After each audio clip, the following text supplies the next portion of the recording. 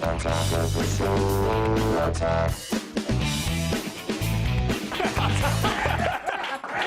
may remember my next guest from 20 minutes ago. Yeah. Please welcome back Paul Scheer, everybody. Thank you. All right. I didn't mean to be such a gracious host right there. We're chatting to the commercial. I'm like, you know the drill. We talk and then we questions. Yeah, okay, here we go. We will get to the league. Yeah, which is why you're here and fired up. But first, I have to address the IKEA controversy. Yes. That you ignited on the internet. I sent out a tweet and with the hashtag things that people will never say, and it was, I really only go to IKEA for the meatballs. And then all of a sudden, all the replies were like, how dare you? Those meatballs are the best things I've ever eaten in my life.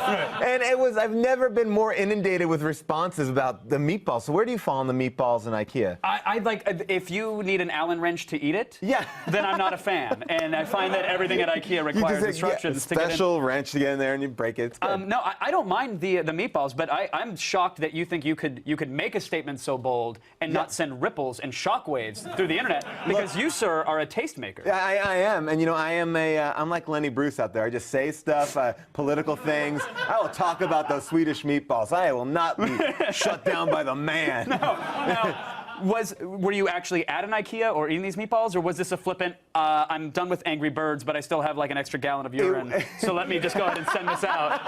How else can I kill time? You've just described most of my days. I was hanging out at the IKEA because that's what cool hip people do. Of course they do. And then they had these poetry reading? Yeah. There's a book club I was there. But I was sitting on a Blomkamp bookshelf. I was looking for a Kumtuf and,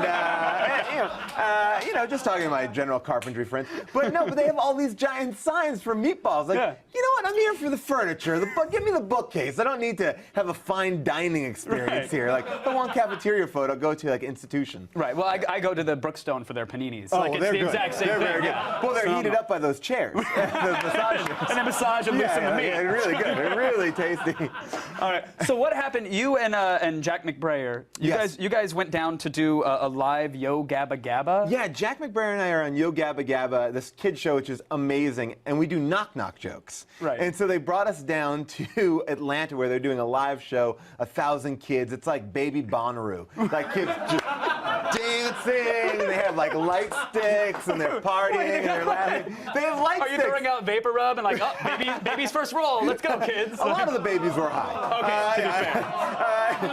No, but they're blowing out bubbles, and there's steam, and there's confetti shooting out. It's kids are going crazy, and we're doing knock-knock jokes. We're like, knock, knock, and all the kids are like, who's there? It was awesome. It was the best experience I've had. But going down there, I'm getting on this plane. It was kind of late at night, and I see my seat, and I see, oh, this girl's sitting next to me, and she has her foot up.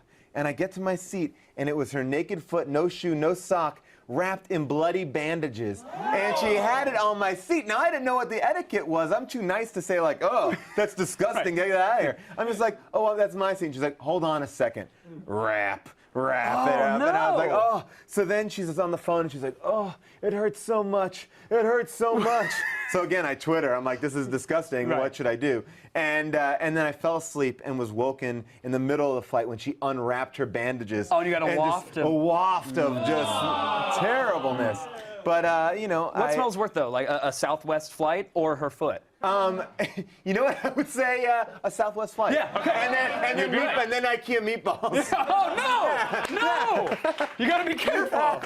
I love that you couldn't mobilize the youth to vote for yes on Prop 19, but you can ignite the internet with a Swedish meatball joke. People do not know who's running for governor, but they know that Swedish meatballs are tasty. Of course they do. They also know that the league is hilarity. Oh, thanks. Hilarity, sir.